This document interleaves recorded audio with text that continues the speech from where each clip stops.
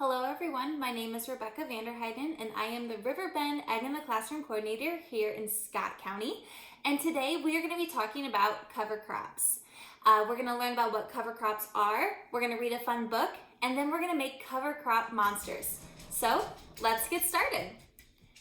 To begin, we are going to be reading Sleep Tight Farm by Eugene Doyle. Sleep Tight Farm by Eugene Doyle, illustrated by Becca Stadplander. The December days shorten and darken. We are busy putting the farm to bed.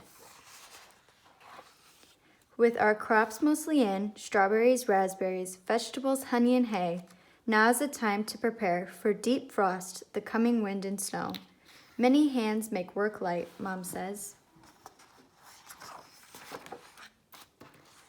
We shake straw over berry plants to blanket them from winter's frosty bite. Next, April and May, they'll leaf out green and blossom white. In June, they'll give fruit so red and juicy, we'll make jam and freeze berries to eat till summer comes again. We lick our lips, remembering. Good night, strawberries, covered with straw. We cut kale and chard and broccoli, and we saw down tree-like Brussels sprout stems.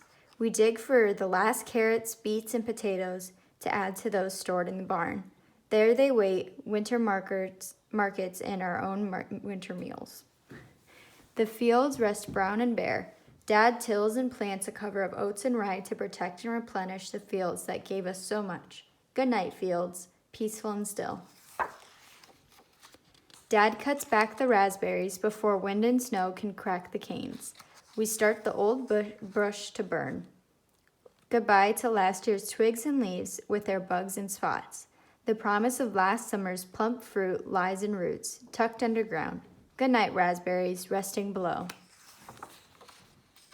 We stack wood by the house and in the sugar house too.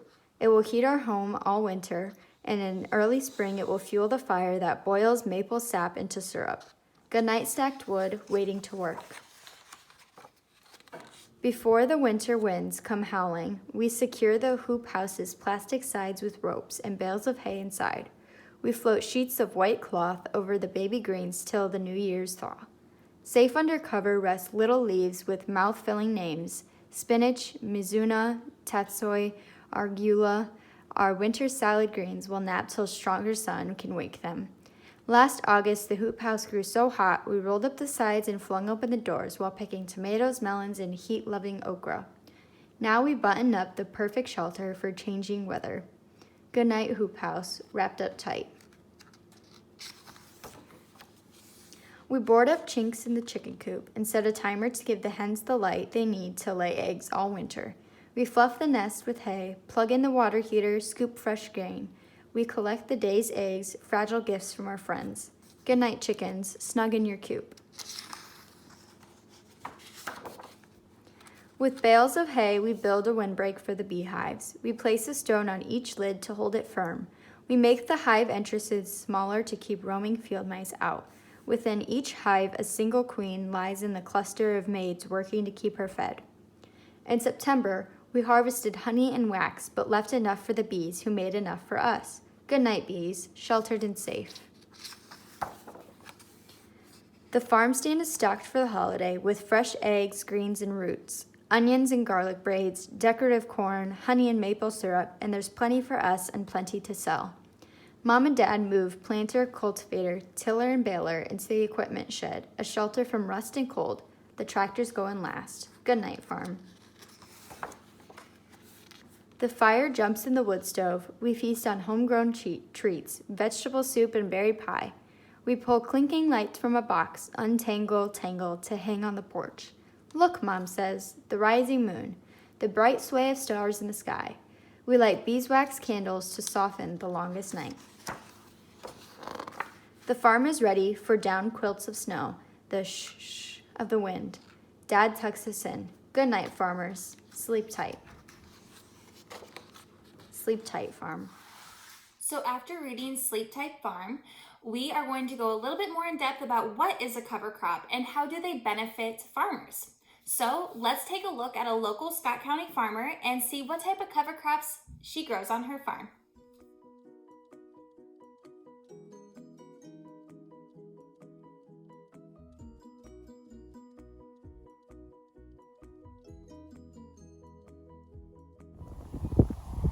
Hi, my name's Dee Fromm, and I'm from Davenport, Iowa, Scott County, and I am in a field of cover crop of winter wheat and rye.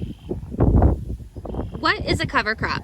Cover crop is what you put in the ground in the fall for soil erosion, and then you can harvest it in the spring.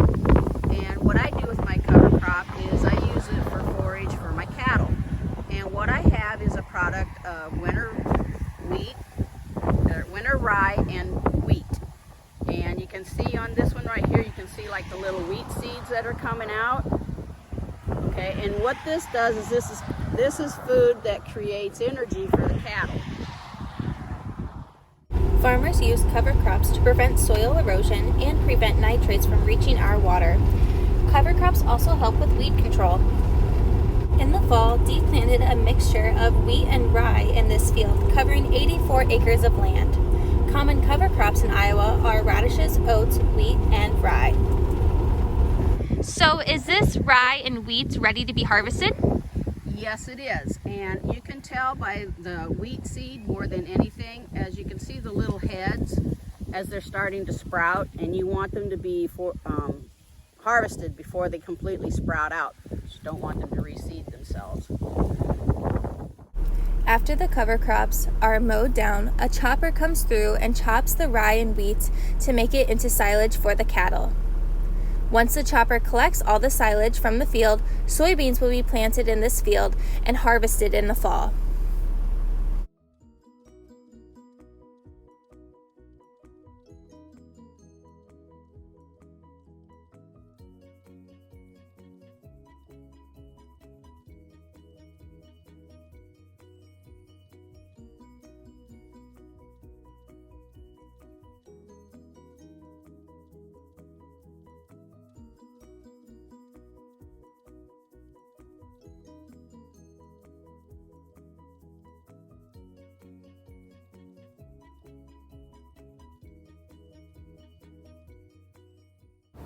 It took 15 hours to mow the crop and 9.5 hours to chop it. It took 5 tractors and wagons to collect all the rye and wheat in the field.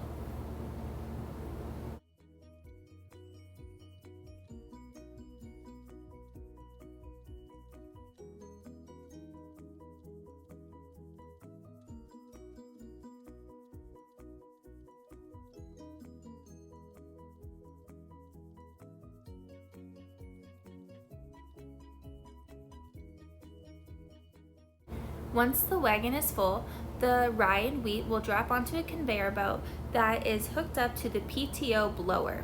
From there, it will blow the silage, the rye and wheat, up a pipe that is 70 feet tall to reach the top of the silo. A silo is a pit on a farm used to store grain or silage. The silage will be fed to the cattle.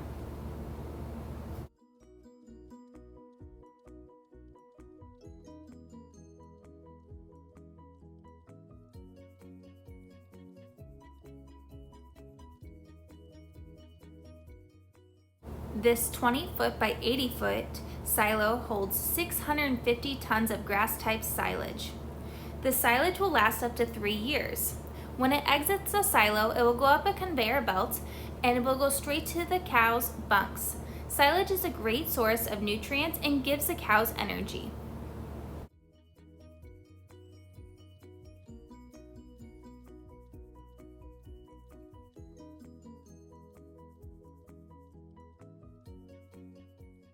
Many farmers give silage to their dairy cows.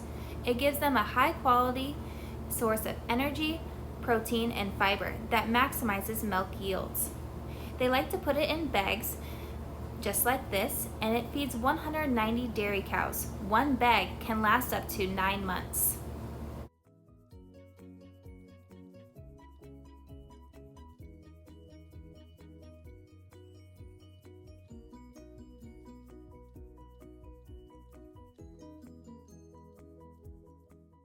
Altogether, cover crops have many benefits to the farmers and our environment.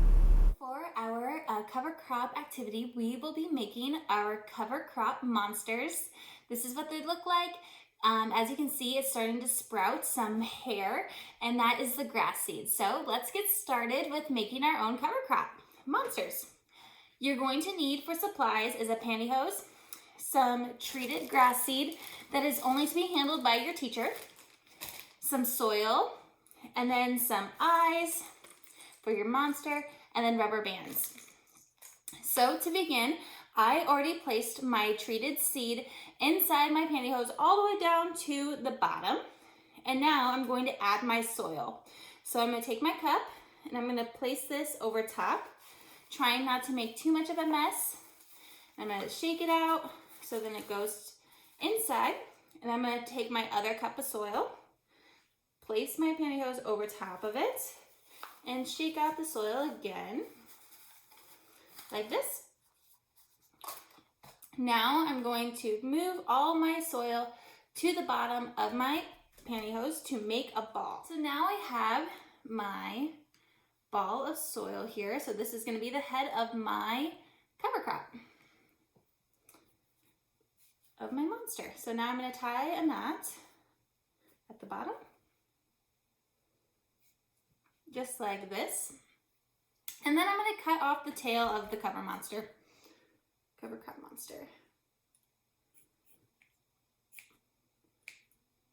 Perfect. So now I have my ball, and like the seed is already on top of the head, so then when it starts to germinate, when we add water and put it next to the window for sunlight, it will start to sprout, and then you're gonna have some grass growing.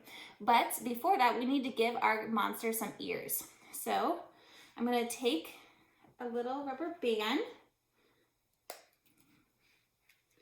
and make an ear.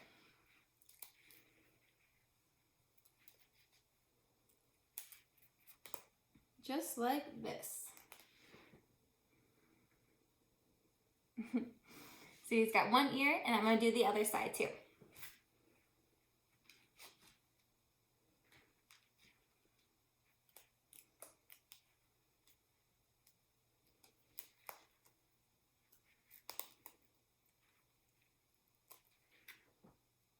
Perfect.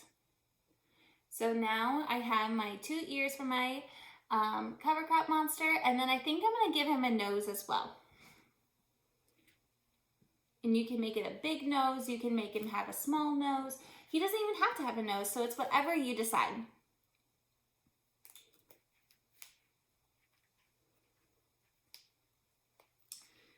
Okay.